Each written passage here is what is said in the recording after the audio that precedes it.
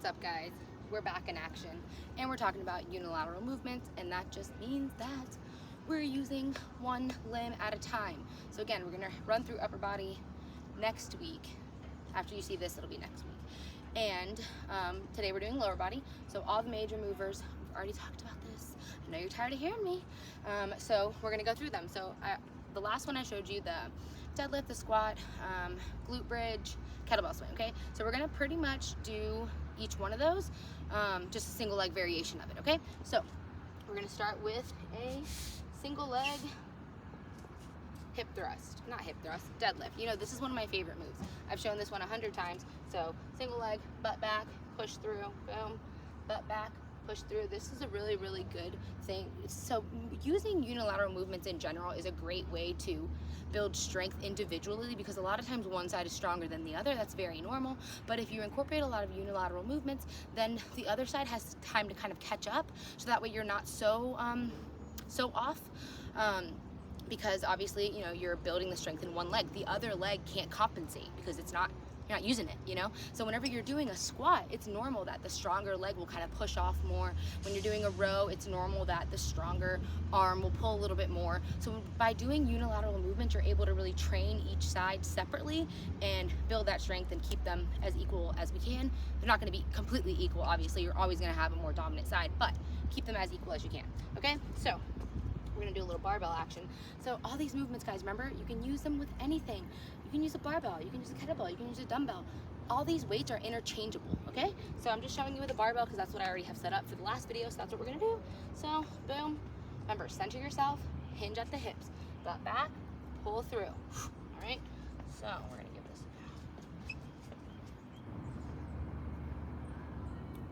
one. And then remember, we're not like yanking back, we're not pulling up. All right, so we just go straight down, boom, tap, and pull it back up. Okay, same thing on the other leg.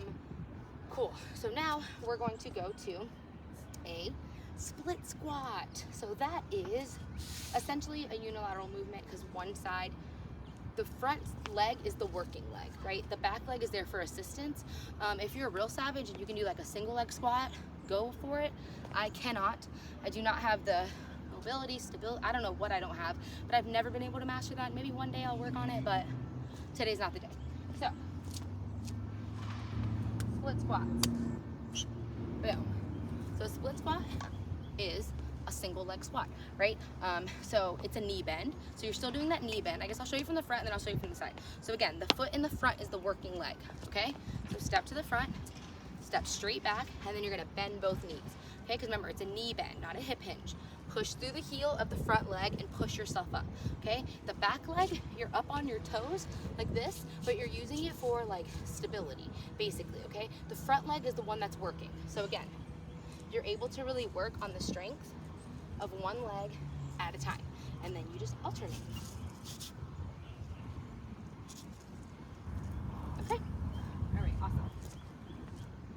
So then next, I'm going to do a single leg glute bridge. So you can do a single leg hip thrust, all the same thing. There's tons of these exercises, guys. I'm just doing a glute bridge because I do not have a bench out here, but it's very similar movement. It's just a different variation. So I'm just trying to move this over here so it doesn't kill me. It should stay there. Okay, so we remember how we did? Both feet planted on the ground, push your hips up to the ceiling. Same exact thing, except we're doing one leg at a time. So again, you can put a barbell across your hips, you can put a dumbbell on one leg, you can put a kettlebell on your lap. So many ways to load this, okay? So I'm gonna use a dumbbell. I know last week I didn't load it at all. So this is how you would load it. Butt back. Guess I'll do this leg so you can see it. I kind of put it on like the angle of like where my hip bone is, kind of thing, like my hip socket, I guess. All right, that's what's comfortable for me though. You can put it wherever you're comfortable. All right, so one leg, the working leg, stays on the ground, lifting my heel up, okay? I mean, not lifting my heel up, lifting with my heel, putting all the force and energy in my heel to lift my butt off the ground, okay? So we're here, and lift up, and lift up. All right, and then you would alternate. All right, so one little tip, make sure the non-working leg stays bent, because if it stays straight, it's gonna interfere with this leg and your range of motion. So keep it bent. It's not moving, it's not touching anything, but keep it bent, okay? Okay, cool cats. Oh, and last but not least, this is actually one of my favorite. It's like a love-hate because it's so hard and you feel it working and it pushes you, you know, and you want to be pushed. That's why you're coming to the gym.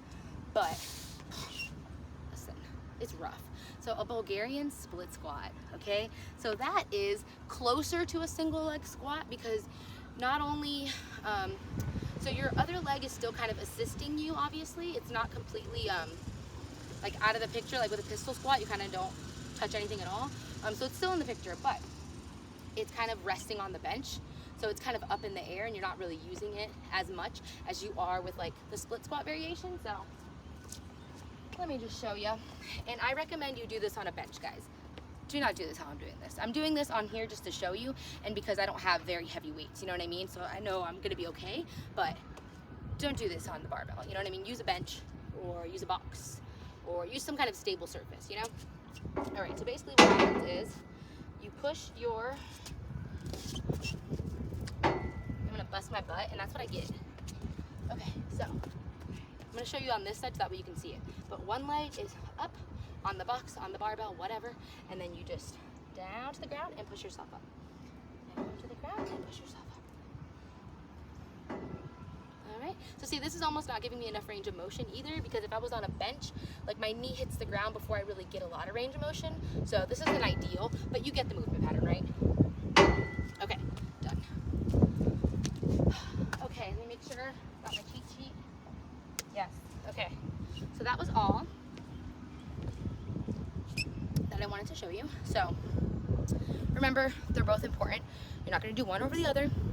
Unilateral movements are more advanced. They're harder. They are very necessary and good for you, and you should definitely incorporate them when you can, when you're able, and in your program. I don't recommend every single movement to be a unilateral movement because one, that's gonna take you forever to finish the workout.